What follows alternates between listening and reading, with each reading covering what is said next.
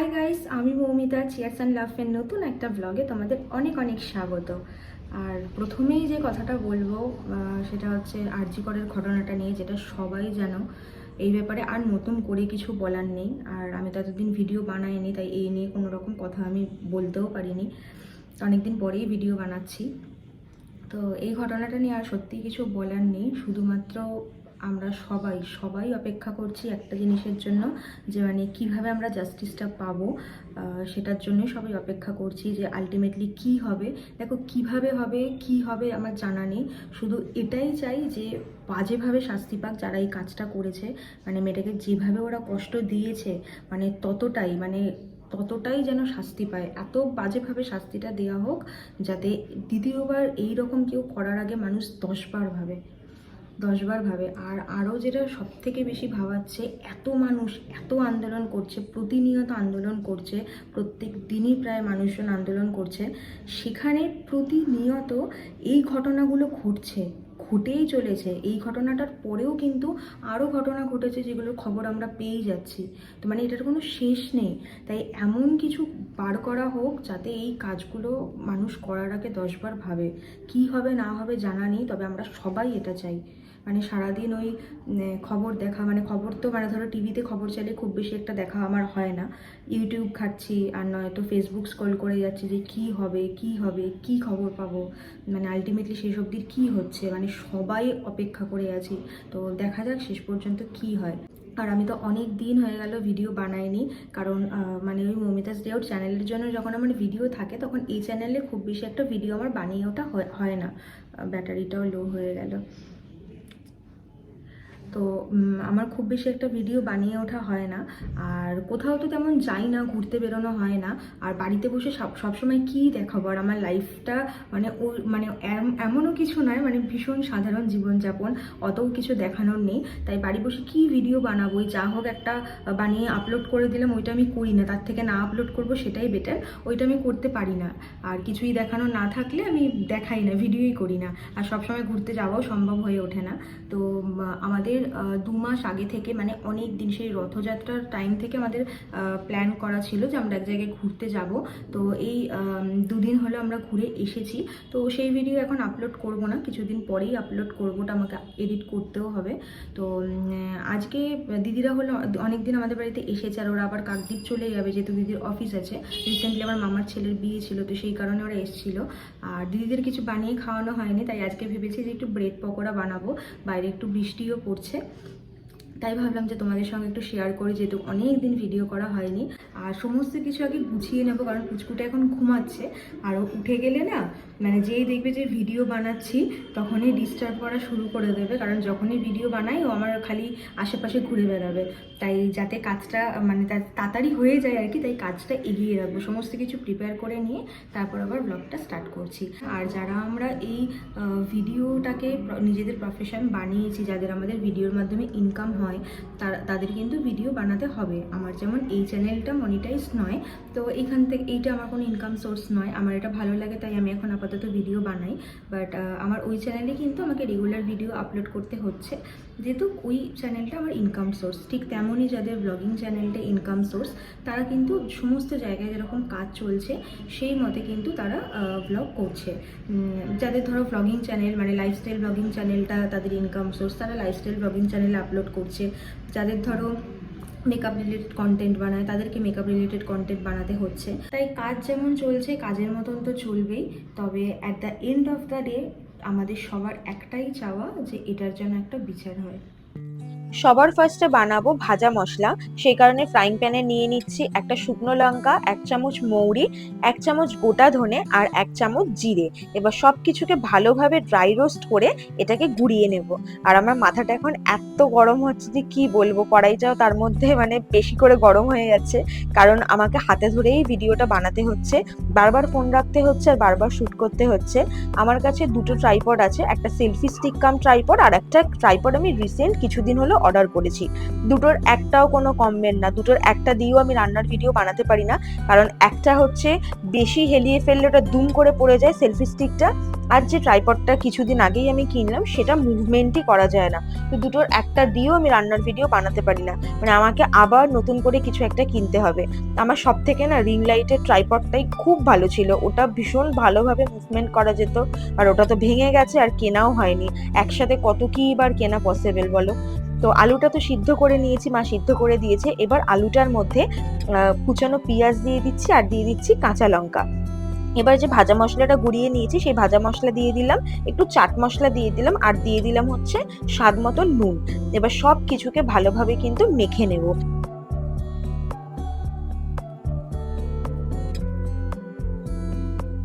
আর এবার আমি প্লেটের মধ্যে সব পাউরুটিগুলো এক এক করে সাজিয়ে নিচ্ছি। আর এটা আমি বানিয়েছি হচ্ছে মোমোর চাটনি, টমেটো শুকনো লঙ্কা পেস্ট করে আর রসুনটা ফোড়ন দিয়ে বানিয়েছি। চাটনিটা খেতে ভীষণ ভালো হয়। আমি বাইরে থেকে মোমো কিনে আনলেও বাড়িতে চাটনিটা বানিয়ে নিই, কারণ এই চাটনিটা খেতে না ভীষণ টেস্ট হয়, খুব ভালো লাগে, বেশ ঝাল ঝাল টক টক। আর চাটনিটা প্রথমে আমি ব্রেডের ওপরে মাখিয়ে নিলাম। এরপর যে আলুর পেস্টটা বানিয়েছিলাম, তো সেই আলুর পুরটা কিন্তু প্রত্যেকটা পাউরুটিতে আমি সমানভাবে মাখিয়ে নিচ্ছি। আর দেখো পুচকুটা ঘুম থেকে উঠেও গেছে আর দুষ্টুমিও শুরু করে দিয়েছে।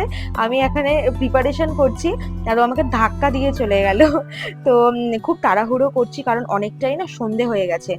আর এই আলুর পুরটা দেওয়ার পর ওপর থেকে আমি চিজটা গ্রেট করে দিচ্ছি।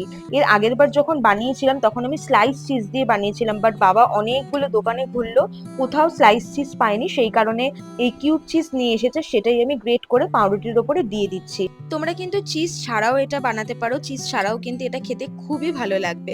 আর আমি এখন একটু তাড়াহুড়ো করছি কারণ রাজদীপের অফিস অলরেডি ছুটি হয়ে গেছে, আর ও 1 ঘন্টার মধ্যে বাড়িতে চলেও আসবে। আর আমার কিন্তু এগুলো বানিয়ে বানিয়ে যেতে যেতে 1 ঘন্টার বেশি লেগে যাবে, কারণ অনেকগুলো এখনো বানানো বাকি আছে। সমস্ত কিছুর প্রিপারেশন আমি অনেক আগেই করে রেখেছিলাম, কিন্তু যেহেতু চিজটা পাচ্ছিল না সেটা খুঁজতে খুঁজতেই অনেকটা সময় ওখানেই নষ্ট হয়ে গেছে। আর দেখতেই পেলে একটা করে পাউরুটি আমি ওপর থেকে চাপিয়ে দিলাম। এবার পাউরুটিগুলোকে মাঝখান থেকে ত্রিভুজের মতন কেটে নিলাম। দেখতেই পাচ্ছ, দেখতে কিন্তু বেশ সুন্দর লাগছে, আমার তো মনে হচ্ছে এমনি এমনিই খেয়ে নিই। এবার একটা বাটির মধ্যে বেসন নিয়ে নিচ্ছি, তার মধ্যে দিয়ে দিলাম অল্প একটু বেকিং সোডা আর সামান্য একটু নুন। এবার সব কিছুকে ভালোভাবে মিক্স করে নিয়ে এবার অল্প অল্প করে জল দিয়ে একটা ব্যাটার বানিয়ে নেব। আর ঠিক এই টাইমটাতে এসে আমি বড় সড়ো একটা ব্লান্ডার করি, বেসনের মধ্যে এক গাদা জল ঢেলে দিয়ে বেসনটাকে একদম টেলটেলে বানিয়ে দিই। তবে দেখো আজকে সেই ভুলটা আমি করিনি, ভুল করতে করতেই তো শিখবো বলো। আজকে সেই ভুলটা আমি করিনি, অল্প অল্প করে জল মিশিয়ে কিন্তু ব্যাটারটা বানাচ্ছি। আর বেশি বড়সড় ব্লান্ডার হয় ঠিক যখনই আমি ভিডিও বানাতে চাই ঠিক তখনই, তবে ঠাকুর ইচ্ছে আজকে কোনো রকম ব্লান্ডার হয়নি। এর আগে না রিসেন্টলি আমি যে ব্রেড পকোড়া বানিয়েছিলাম, তো সেটা আমি বাড়ির থেকে প্রিপেয়ার করে নিয়ে গিয়ে রাজদীপের বাড়িতে শুধু বেসনটা গুলে ভেজেছিলাম। তো রাজদীপ আমাকে বলেছিল যে তুই আস্তে আস্তে বোতল থেকে জলটা ঢেলে গোল, বাট আমি পাকামো করে অ্যাকোয়াগার্ড থেকে ডিরেক্ট জল নিয়ে বেসনটা গুলতে গেছিলাম আর পুরো ঝোল বানিয়ে দিয়েছিলাম, যার কারণে আরও বেসন অ্যাড করে আমাকে একটু ঠিক বানাতে হয়েছিল পেস্টটা। তো যার কারণে অনেকটা বেসন আমি ওর বাড়িতে গিয়ে নষ্টও করেছি। তো যাই হোক, এবারে সেই ভুলটা হলো না। বেসনটা কিন্তু এইরকমভাবেই গুলতে হবে, একটু ঠিক টাইপের। এবার আমি পাউরুটিগুলো এক এক করে বেসনের মধ্যে চুবিয়ে নিচ্ছি। এবার কিন্তু গরম তেলে সেগুলো ভেজে নেব। আমি কড়াইতে অলরেডি রিফাইন্ড অয়েল গরম করেই নিয়েছি। এবার এক এক করে পাউরুটিগুলো দিয়ে দিচ্ছি। আর ভিডিওটা কিন্তু এখন আমাকে বাবা বানিয়ে দিচ্ছে, কারণ বললাম ট্রাইপড রেখে আমি বানাতে পারছি না, সেই কারণে বাবা ফোনটা ধরে রেখেছে। আর রান্নাঘরে একপাশে রিং লাইট, একপাশে বাবা দাঁড়িয়ে, মাঝখানে আমি দাঁড়িয়ে, আবার আরেক পাশে দিদি দাঁড়িয়ে, কারণ দিদি পুচকুর জন্য রান্না করছে। তো সেই কারণে না জায়গাটা অনেকটা শর্ট হয়ে গেছে। আর আমার এই পকোড়াটা উল্টাতেও খুব প্রবলেম হচ্ছে, সবকিছু একদম গায়ে গায়ে হয়ে গেছে।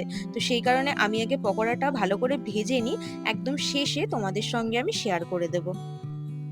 অনেকগুলো ব্রেড পকোড়া বানাতে বানাতে বেশ অনেকটাই টাইম লেগে গেল। এবার আমি এগুলো টিফিন বক্সে ভরে নিয়েছি। এবার আমি এগুলো নিয়ে সোজা পৌঁছে যাবো রাজদীপের বাড়িতে। আর দিদিকে আর ভিডিওতে দেখাতে পারলাম না, কারণ পুচকুটা খুব দুষ্টুমি করছে, তো সেই কারণে ওকে নিয়ে ব্যস্ত হয়ে পড়েছে। আর আমি ফোনে বলেই দিয়েছিলাম যে আজকে আমিও চা খাবো, তাই কাকিমা আমার জন্য চা বসিয়ে দিয়েছে।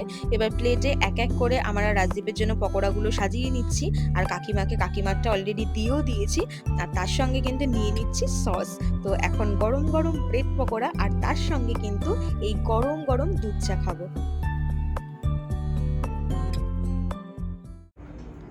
কেমন লাগছে বল? খুব ভালো। আগের বারটা বেশি ভালো হয়েছিল না এটা? দুটোই ভালো জানি। আচ্ছা, এটা একটু নরম নরম হয়েছে, আনতে আনতে নরম হয়ে গেছে।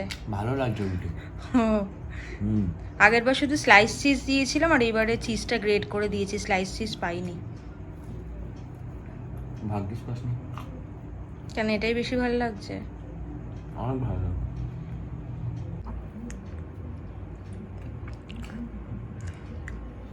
হ্যাঁ, গপ গপ করে খাচ্ছে, যেন 3 দিন খেতে দেয়নি ওকে। অনেকটাই নরম হয়ে গেছে আনতে আনতে। কিন্তু এটাই বেশি ভালো লাগছে।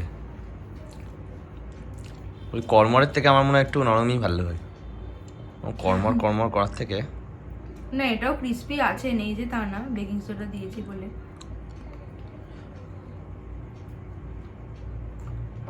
আমার ভীষণ ভালো লাগে ব্রেড পকোড়াটা খেতে। আমারও তো ভালো লাগে। ও অফিস থেকে চলে আসবে, ওর দেরি হয়ে যাবে বলে মানে এসেই ও চা খায় কোনো রকম, শুধু ভাজছিলাম ওই অবস্থায় চুল মুল গুটিয়ে চলে এসেছি। পুরো পাগলি লাগছে না পুরো দেখতে? পাগলিকে পাগলি লাগবে না তো কি লাগবে? চুল আঁচড়ানোরই টাইম পাইনি, এইভাবে চলে এসেছি। কিন্তু হ্যাঁ, পকোড়াটা ভালো লাগছে খেতে। রাজদীপের বাড়িতে এসে চা খাওয়ার একটাই কারণ যে ওদের বাড়িতে চাটা গুঁড়ো দুধ দিয়ে বানানো হয়, আর ওদের না চামচ দিয়ে চাটা গোলে না। লিকার চাটা ঢালার পরে যতটা দুধ গোলার গুললো আর বাদবাকিরা যে কাপের নিচে থেকে যায়, সেটা শেষে খেতে এত ভালো লাগে যে কি বলবো, সেই লোভেই আমি চাটা খাই। তো বসে বসে এখন আমি নিজের ব্লগ দেখছিলাম, একটু মেঘালয়ের ব্লগগুলো চালিয়ে মাঝের মধ্যে দেখতে খুব ভালো লাগে। মেঘালয়ের ব্লগ বেশ সুন্দর সুন্দর মেমোরি ছিল, তো দেখতে খুব ভালো লাগে। তো আজকের ভিডিওটা আমি এখানেই এড করছি, খুব সিম্পল একটা ছোট্ট ভিডিও ছিল। তো ভিডিওটা ভালো লেগে থাকলে অবশ্যই ভিডিওটাকে একটা লাইক করে দিও, কমেন্ট করেও জানিও তোমাদের কেমন লাগলো। আর চ্যানেলটাকে অবশ্যই সাবস্ক্রাইব করে পাশে থাকা বেল আইকনটাও হিট করে দিও, যাতে এরপর থেকে আমি যাই ভিডিও আপলোড করবো তোমাদের কাছে সেগুলো নোটিফিকেশান ইজিলি পৌঁছে যাবে। তো নেক্সট কী ভিডিও বানাবো আমি জানি না, হতে পারে এরপরেই ঘুরতে যাওয়ার ব্লগটাও দিতে পারি। আর সামনেই শিমুয়ের বার্থডে আসছে, তো যদি যাওয়া হয় ওর বার্থডেতে বা কি হয় না হয়, তাহলে তখন আবার ব্লগ করবো। তো চলো, দেখা হবে আবার নেক্সট ভিডিওতে।